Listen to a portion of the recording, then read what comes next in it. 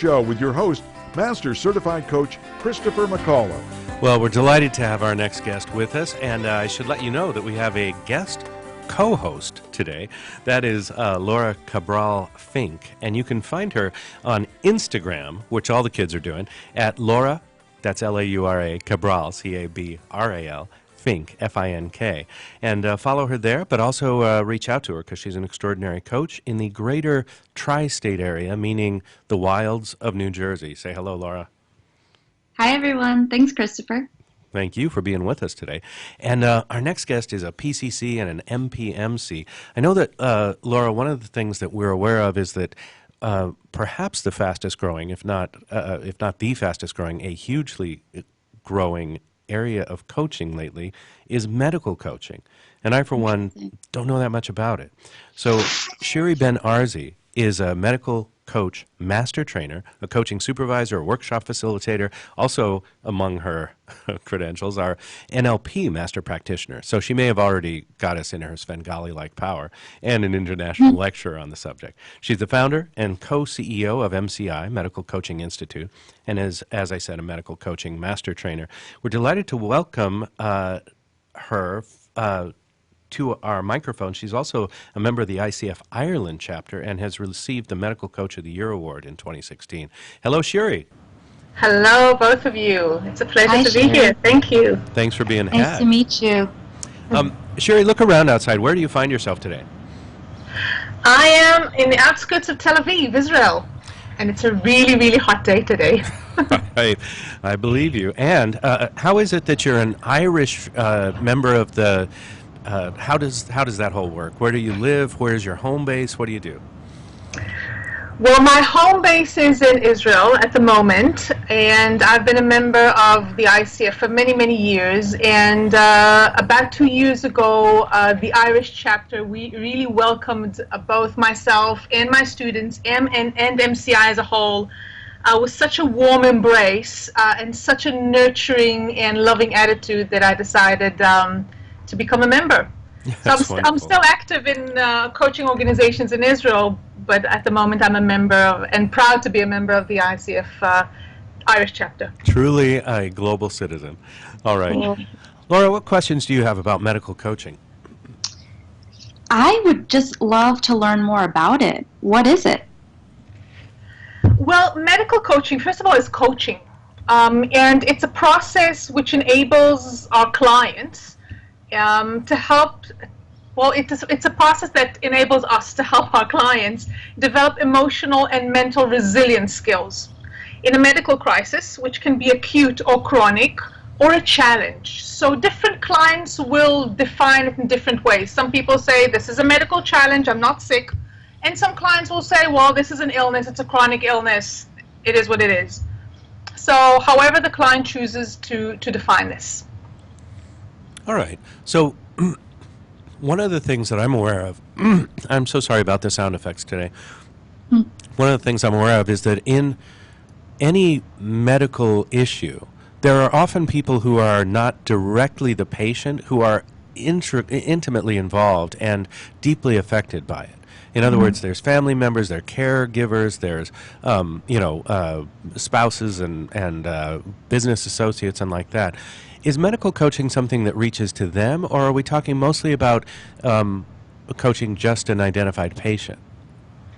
Well, medical coaching reaches to everybody that feels affected. And in medical coaching, we say, well, we're not the only ones. Let's say that an illness happens to a family, not just to a person, or a medical crisis happens to a family. There's a ripple effect. It affects the relationship with the spouse and the way you parent and your relationship with your friends and your work. And this week is International Nursing Week, Nurses a Week, and we have a lot of clients that are actually nurses that come to get medical coaching because they suffer from chronic fatigue and chronic stress and compassion fatigue, and they are affected as well. They are caregivers, just like family caregivers. Wow.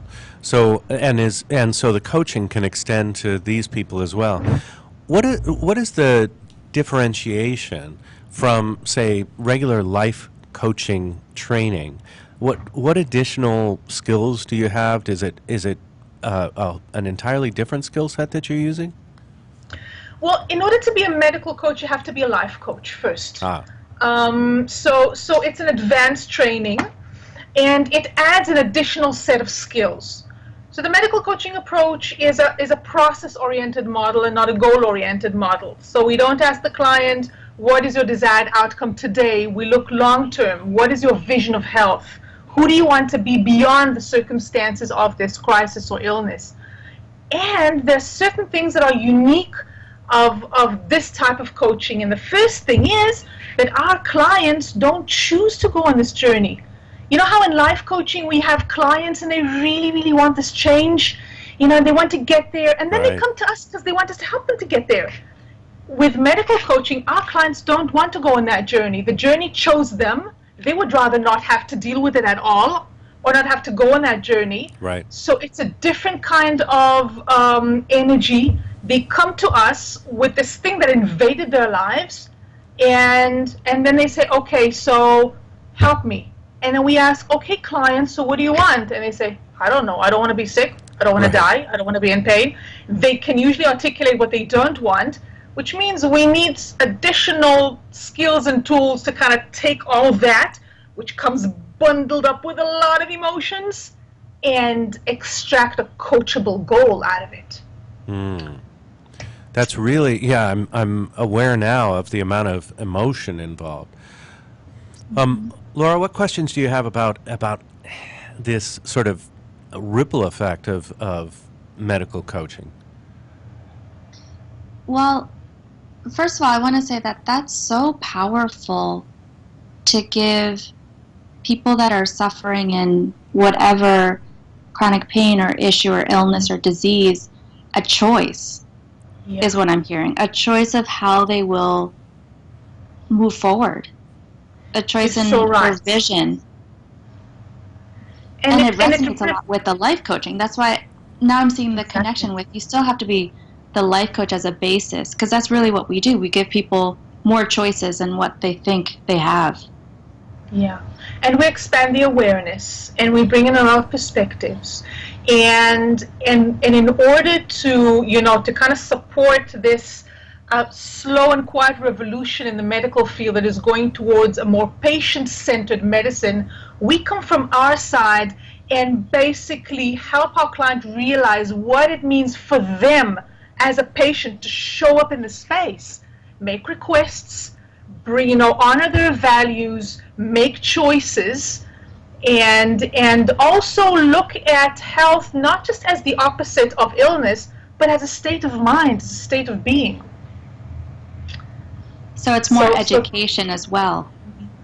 It's education, it's awareness. The education is more around awareness about what's possible for you and what would you like, and how does this resonate, and how is this aligned with everything else in your life, and what can you take from your life before this illness crisis that can apply now. There's a need to create a new normal. There's a need to look at the story about who I am, who was I, and who am I now. Am I a completely different person? Usually not. So I think that when I think about this, one of the things that I'm most aware of, I've had the privilege of coaching some people, and as often happens when people are at an advanced stage of their career, they often are surprised with a diagnosis. And one of the first questions I have asked, and this is maybe telling too much from my side of the street, is when, you know, a C-suite executive comes to me and says, listen, I went to the doctor and I got bad news. My first coaching question is, okay, I'm going to ask you to choose now. Live or die? And they're often taken aback. Is that too rude of a question? You know, how dare you? That sort of thing. But fundamentally, I'm intending in that question to sort of put them at choice for what happens next and to focus that vision. In your opinion, is that too abrupt? Is there some way that you sort of presence the same fundamental question with a little more politesse or tact? Well, I I reframe it in a different way, and there's a question I ask before that. Actually, two. The first is asking, so what does that mean for you? And the same diagnosis will mean different things for different clients. And the second question is, what do you want? And again, for the same diagnosis, same medical condition, you will get different answers from different questions, from different clients. And I guess the question of live or die, when you put it like that, sometimes for people it's survive versus die. It's win the fight versus lose the fight. The polarity here can be too extreme, and some people are just, they don't know yet. They want to find that place in between. So the perspective I usually kind of offer is around being alive, okay, which is a survival, staying alive, or living. And living has to do with the fulfillment. Beautiful. And medical coaching also works with end of life issues. And we still ask there, whether it's 2 years, 2 weeks, or 2 days. Do you want to stay alive for this period of time, or do you want to live? What does that mean for you? Beautiful. Thank you. I love that too. And it's different from hospice care. Hospice is getting ready to die. And I see an opportunity here to choosing how you want to have the end of life discussion. Yeah. So much And more how you want to live until you die. So the choice here, you're so right. The element of choice here is so powerful, and this is exactly what differentiates this from hospice. Beautiful. Laura and I have a colleague and a dear friend who has recently, and completely unfairly, she's a beautiful young woman literally in the prime of her life, I think 20-something, and she's just been given a diagnosis that is I think a lifelong condition that requires a lot of attention and will be degenerative over time. What recommendations do you have when you encounter this sort of situation? How I guess selfishly I want to know how we can best support this person, but also I imagine you run into this quite a bit, right? The lifelong diagnosis, the long-term chronic illness, and how is that distinct from what we're talking about, which is more like sort of end-of-life issues? Yeah. Well, I guess with chronic illnesses, the challenges are different, and the drama is different, and what we have here is a few more elements that usually we don't have, or we have in a different way in end-of-life issues or acute conditions. Like acute condition can be, God forbid, a heart attack or car accident or injury. It's relatively short-term, and there's a deadline to it, when you're stepping out. Here, it's a different challenge because the element of loss is different. In a way, I have lost the person I was before the diagnosis, and I need to take time to learn who I am. And this is on many levels. There are some dreams that I won't be able to fulfill, and I need to look into new ones. There's a change in terms of my abilities. Some of the abilities are lost. There's this new bunch of people, the medical team, they're a part of my life. And you know what? Sometimes these are people I wouldn't have a cup of coffee with. And they just parachuted into my life, and they're dealing with me, and they're touching me, and I need to get intimate with them. It's not easy. And there's a power shift. If I'm in a relationship with a spouse, all of a sudden I am more in need of help. So what does that mean in terms of the relationship? Does my spouse need to be my nurse now? What happens in terms of parenting? What about work? What happens if I can't carry the same load that I did until now? Right. How do I identify? So there's a need to take the time and reassess and understand what is the new normal. Now, with a debilitating illness, sometimes this new normal changes all the time as you lose abilities. For instance, in an illness like MS, okay, or other illnesses that the body keeps changing. So there's an ongoing element of loss. There's a need to do to get some crisis management skills. What do I do in case of pain? How do I learn to identify the symptoms in my body? there's a question of adherence, and adherence is completely different than compliance, two completely different approaches. So I would say that, first of all, I always take a sabbatical. Take a sabbatical to get to know life and get to know yourself. Okay, take some time off. And the first thing is to identify what you need and what you want. Need is about survival. It's about staying alive. Want is about living. What do I need in order to thrive? And through that, we start looking at relationship and we start looking at, boundaries, which are very important, and requests. So as her friends, I would say encourage her to tell you what she needs. Don't assume, because she is learning that. So just be supportive and be very, very patient. Beautiful. And keep asking, what do you need? Beautiful.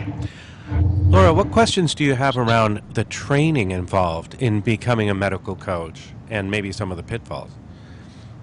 Yeah, I would really love to learn about the training, because I heard in your response where I would have stopped as a life coach with her and where you could pick up. And it's a clear picture. So I'd love to learn about the training, and I'd also love to learn of how well it's accepted in the medical world. The medical world is not always so quick to accept different models, especially in the States. Yeah. Okay, so let me start. What should I start with, the training or with the medical Yeah, field? the training. Okay. Sorry, I'm so excited. I'm asking so many questions. So this training is open for two groups of students. It's mostly open for coaches. If you want to be an accredited medical coach, you need to be a life coach before. And I believe that the world doesn't need another basic training. There are fabulous, amazing, wonderful schools out there. So that's why I'm not teaching the basic coaching. Clear. There are some prerequisites. You have to be a practicing coach at least a year. You have to be over the age of 35, over the age of 30. There's something around experiencing life and maturity, and I have respect for all the amazing coaches that are younger than 30.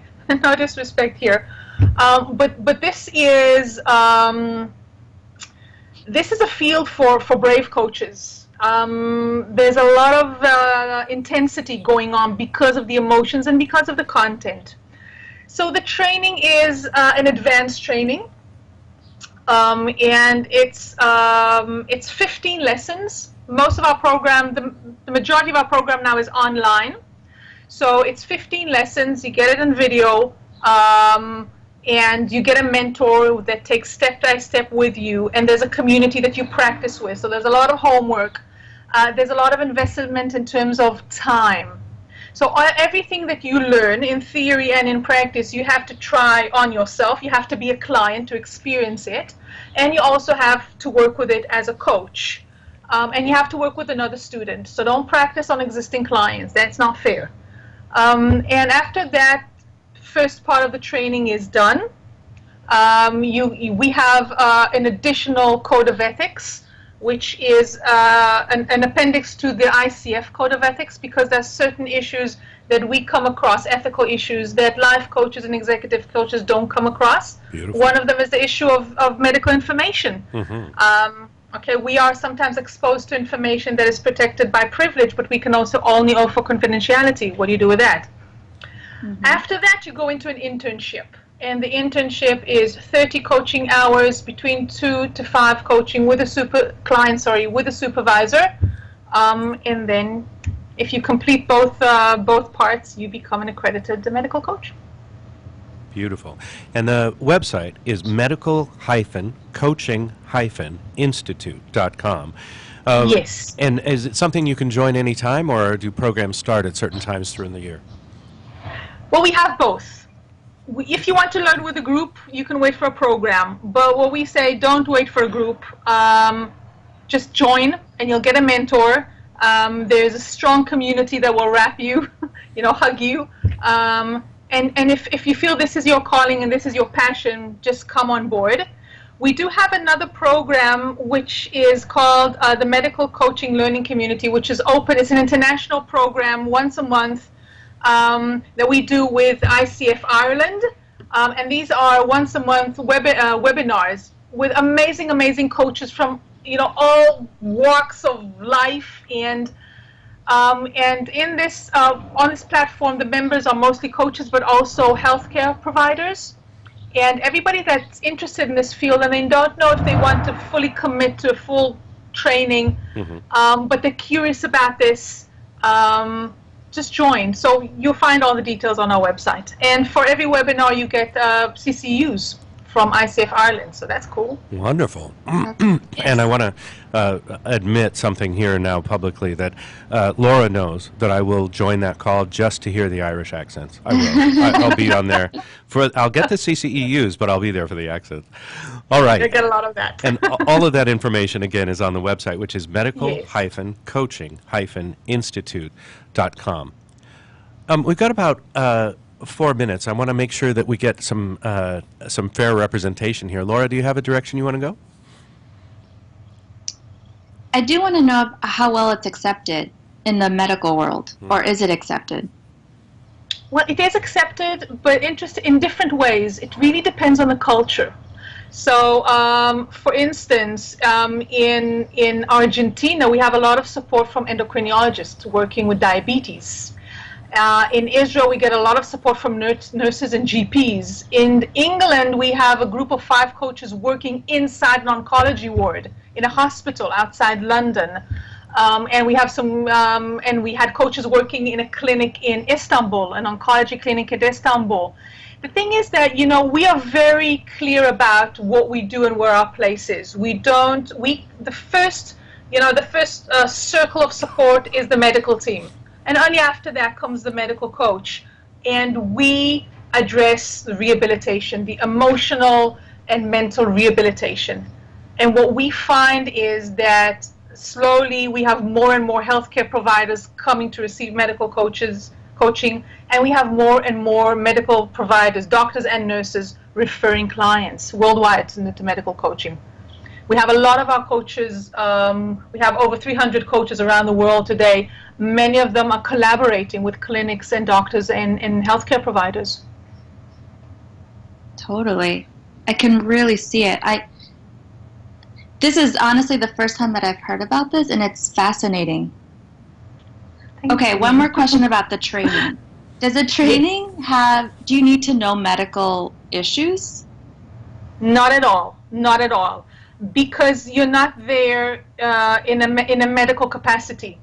So you don't need to know about the diagnosis. What you need to ask the client is, what does it mean for you? So we don't need to be doctors. We do, however, have a growing group of doctors that have studied coaching in order to become medical coaches. We have one doctor in Turkey that completed a training last week, and she went to study basic coaching just to get to this training.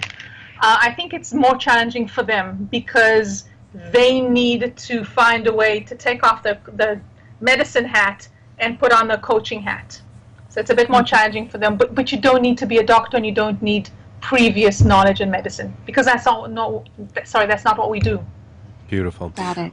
Our time has flown by. We're down to about a minute left, and I want to give that minute to you. Shiri Ben-Arzi, Shiri Ben-Arzi, what would you like to leave 25 or 30,000 coaches with today? What's a parting thought or a parting shot you'd like to give us? Wow.